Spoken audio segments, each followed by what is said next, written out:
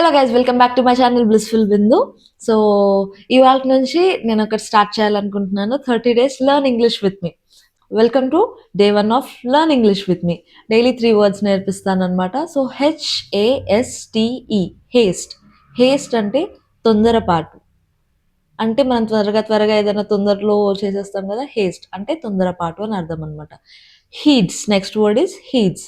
HEEDS, హీడ్స్ అంటే తలచుకుంటుంది. అంటే మనం ఏదైనా తలంచుకుంటూ ఉంటాం కదా, దాన్ని హీడ్స్ అని అంటారు. Next word is possession.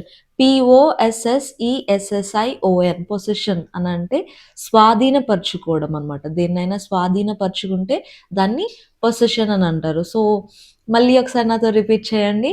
Like 3 words. First one is haste, second one is heats and third one is position. So ఒకవేళ ఈ వీడియో మీకు నచ్చినట్లయితే లైక్ చేయండి, షేర్ చేయండి and please don't forget to subscribe my channel.